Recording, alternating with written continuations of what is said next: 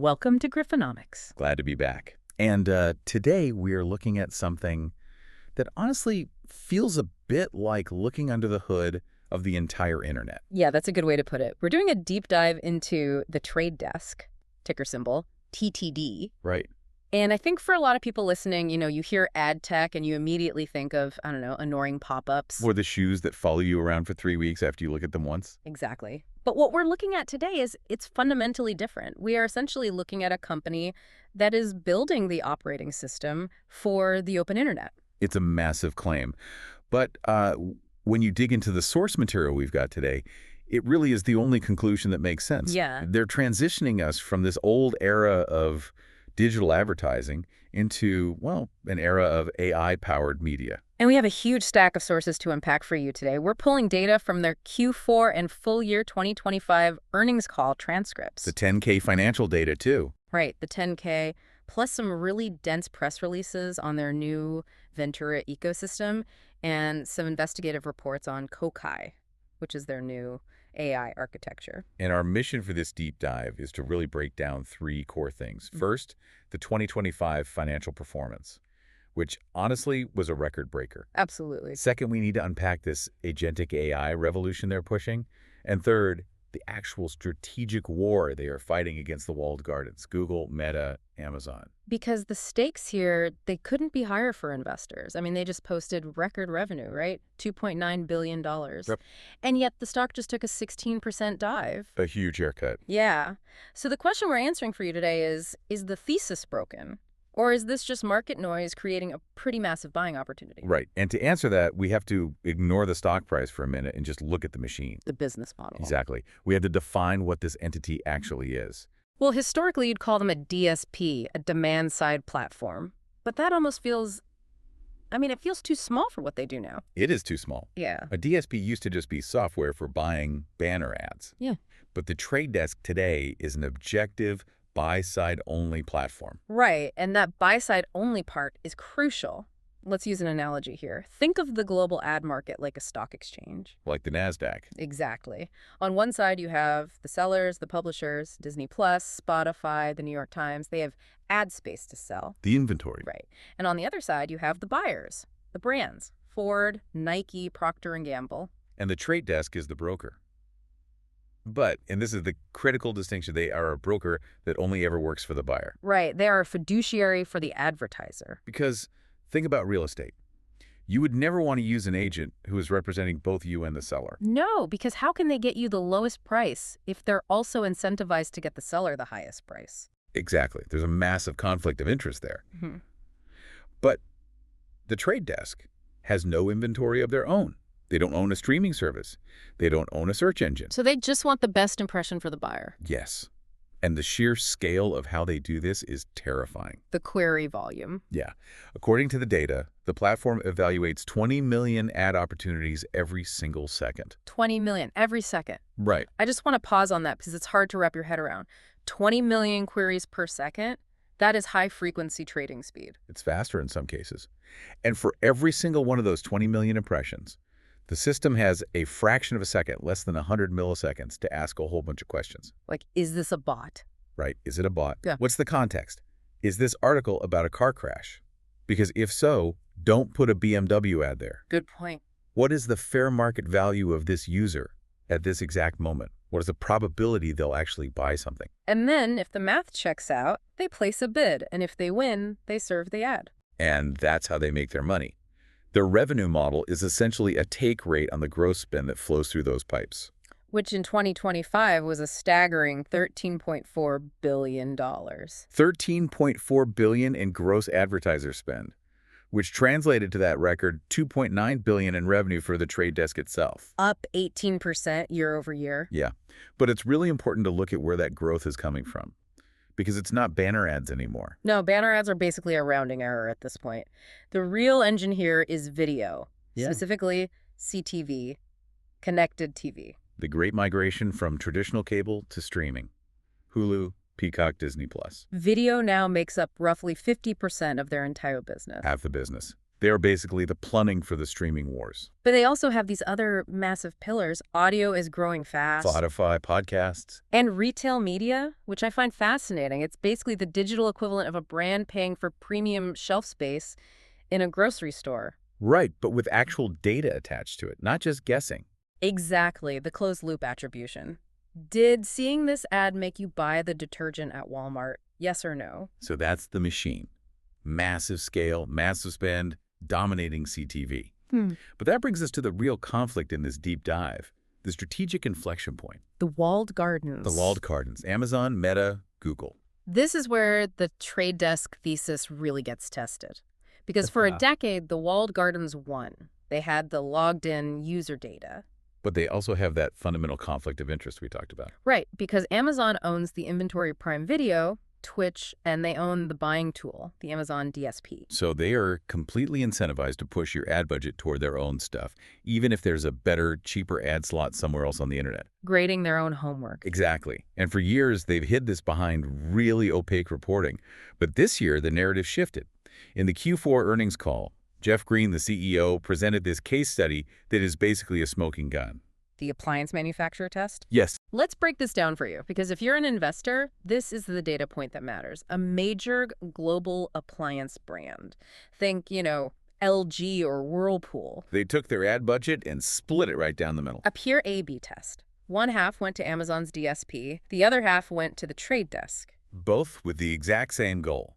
Sell appliances using connected TV ads.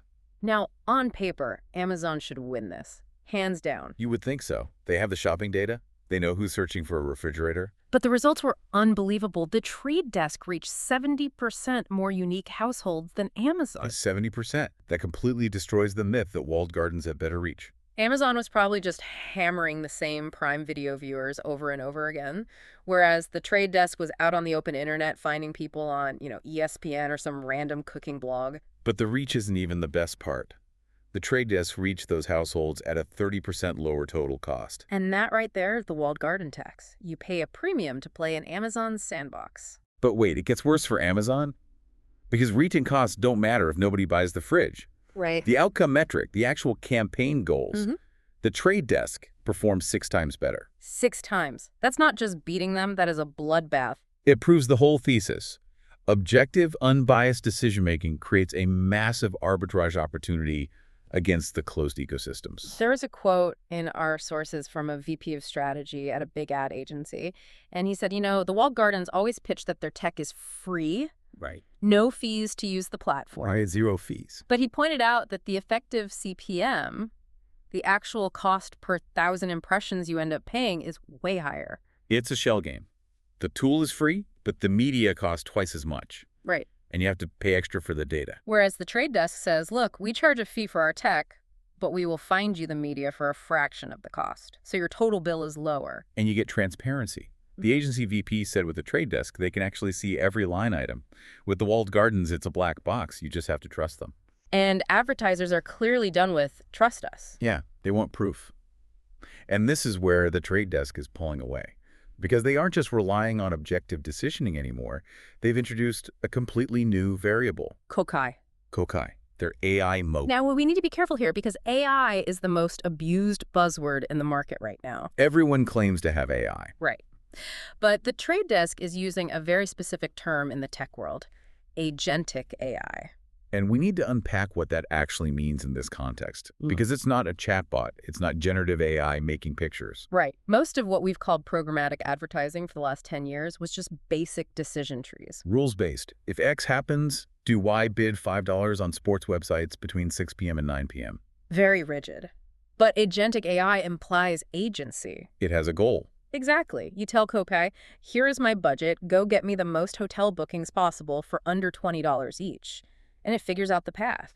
It reasons and adapts. It evaluates those 20 million impressions a second, using thousands of variables simultaneously. Time of day, device, semantic context of the page, the user's historical behavior. And it does all this to predict something called the clearing price.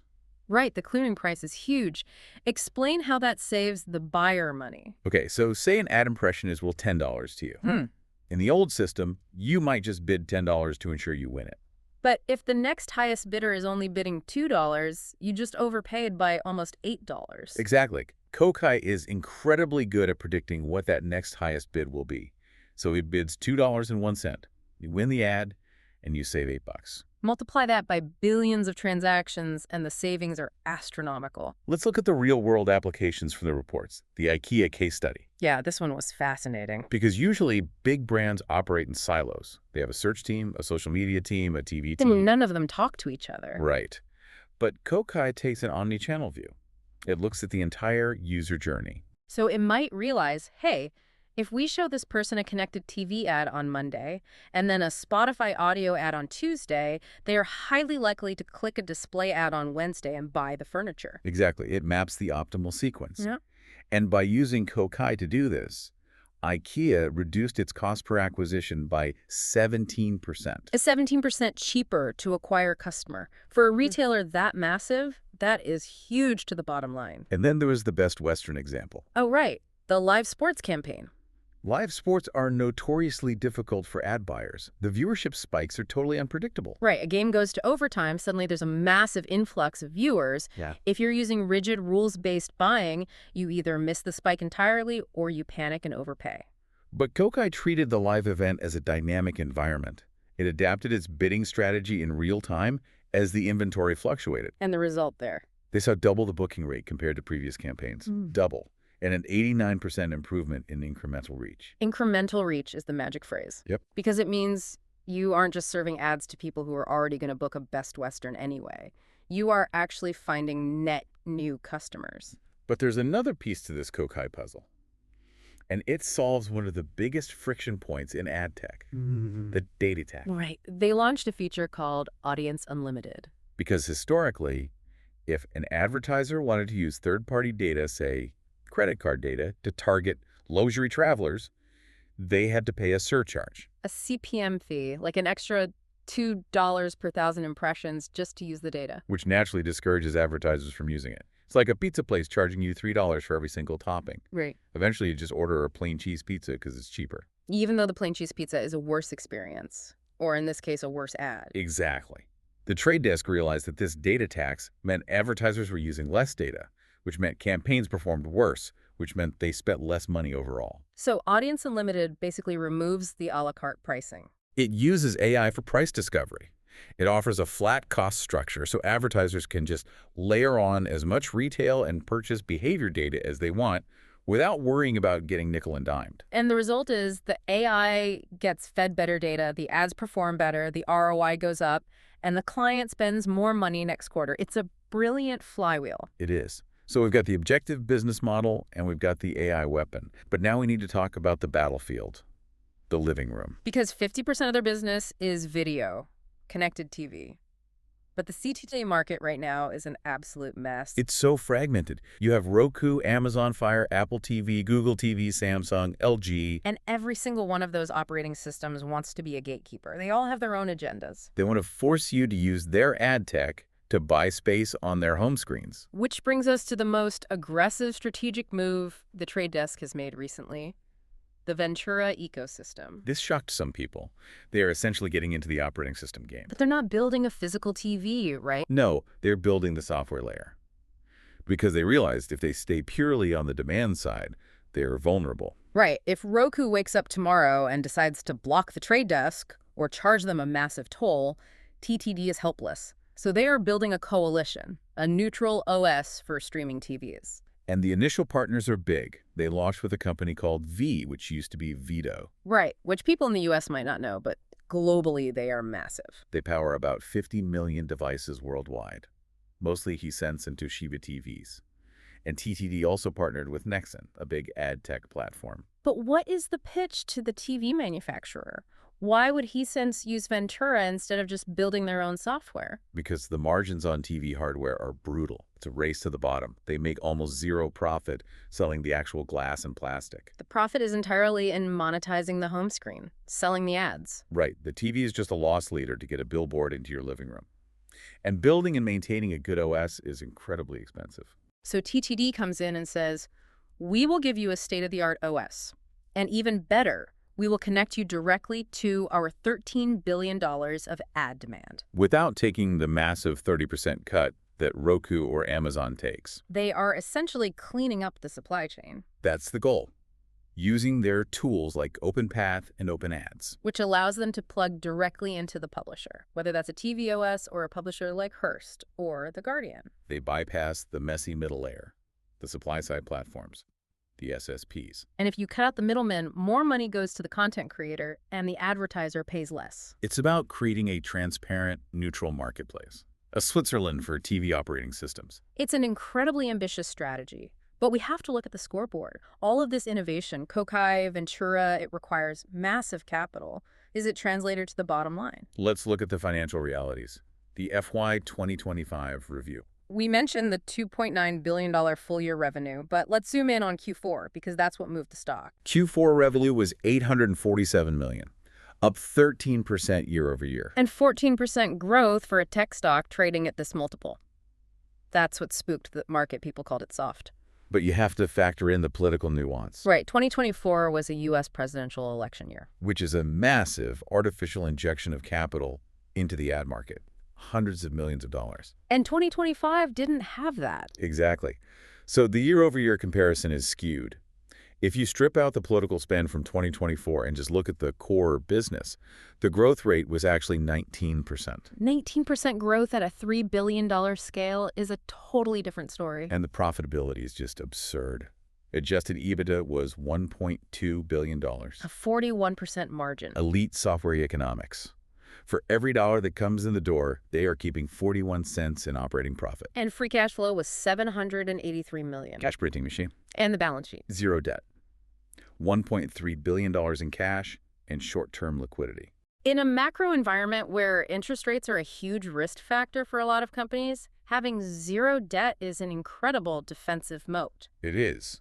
But we have to address the bear case. We have to talk about the elephant in the room that drags down their GAAP numbers. SBC, stock-based compensation. It's the #1 complaint you hear about this company. And it is a huge number. In 2025, their stock-based compensation was $491 million. $500 million. They're paid out in stock to employees. And that severely weighed down their GAAP net income, which came in at $443 million. Right. So technically, on a GAAP basis, they issued more in stock to employees than they made in net profit. Which makes traditional value investors want to pull their hair out. They scream about shareholder dilution. And in a vacuum, they'd be right. If you want to hire the engineers capable of building Kokai and processing 20 million queries a second, you have to pay Silicon Valley equity rates. But the bears are missing the second half of the equation, aren't they? Completely. Because TTD isn't just letting that share count balloon. They are taking that massive free cash flow we just talked about, and they're aggressively buying back their own stock. How aggressive. In 2025, they spent $1.4 billion on stock buybacks. Okay, let's do the math on that. They issued $491 million in stock to employees, but they bought back $1.4 billion from the open market. They bought back roughly 3 times what they issued. So what happened to the actual outstanding share count? It went down. It shrank from 501.9 million shares to 493.5 million shares. So for you, the listener, if you held the stock, your ownership slice of the company actually got bigger despite the massive employee compensation. They are managing the dilution perfectly. It's essentially a very aggressive capital return program disguised as high operating expenses. So if the core business is growing 19% ex-political, the margins are 41%, the balance sheet is pristine, and they are shrinking the share count. Why did the stock drop 16%? Guidance fog. Markets hate uncertainty. And management gave them a heavy dose of it. Their Q1 2026 outlook was at least $678 million. Which analysts viewed as too cautious. But the real issue was that management refused to provide full-year revenue guidance for 2026. They just said visibility was too low. Right. And Wall Street punished them for it. But what is causing that lack of visibility? Why is Jeff Green cautious? It comes down to market headwinds in 2 of their biggest verticals, consumer packaged goods, or CPG and Auto. Which together make up roughly 25% of their total business. Exactly. A quarter of their revenue is highly sensitive right now. Let's start with CPG. Brands like Kraft, General Mills, Procter& Gamble. They are dealing with a consumer base that is absolutely exhausted by cost of living pressures and inflation. Right, people are trading down to generic store brands. And when a massive brand starts losing margin, the first thing they cut is the advertising budget. So that's a macro pressure on CPG. What about auto? Auto is facing a perfect storm. Interest rates are still relatively high, so car loans are expensive, which depresses consumer demand. Plus, you have the massive uncertainty around tariffs right now. If you are a Ford or GM and you don't know if your supply chain costs are going to spike 20% next month because of a new tariff, you freeze everything, including your ad spend. The Tier 1 manufacturers are basically paralyzed. But this is where the trade desk's strategic agility comes in, because they aren't just sitting there taking the hit. The NADA strategy, the National Auto Dealers Association. Yes, this is a brilliant pivot. If the corporate headquarters, the Tier 1 manufacturers, are freezing budgets, you go downstream. You go to Tier 2 and Tier 3, the local dealerships. Because the guy running the local Ford dealership in Ohio, he doesn't care about global tariff policy. He has 50 F-150s sitting on his lot that are costing him inventory financing interest every single day. He has to move metal today. He has to advertise. But historically, local dealers are incredibly inefficient with their ad spend. Right. They just dump money into Google search for keywords like buy Ford F-150. And they end up bidding up the price against the other Ford dealer 2 towns over. Or even worse, they bid against Ford corporate. They're just inflating Google's revenue by fighting themselves. So the trade desk steps in and unifies the tiers. They bring enterprise-level, objective, programmatic buying to the local dealer. They can say, stop fighting over search terms. Let Kokai find the actual person in your zip code who is in the market for a truck and serve them a connected TV ad while they watch live sports. It's massive efficiency for the dealer, and it opens up a huge new revenue stream for TTD to offset the Tier 1 softness. And that kind of strategic partnership ties into how they've reorganized their entire sales structure. The joint business plans, JBPs. This is a critical shift. They are moving away from just being a vendor to the ad agencies. They reorganized their sales team to be brand first.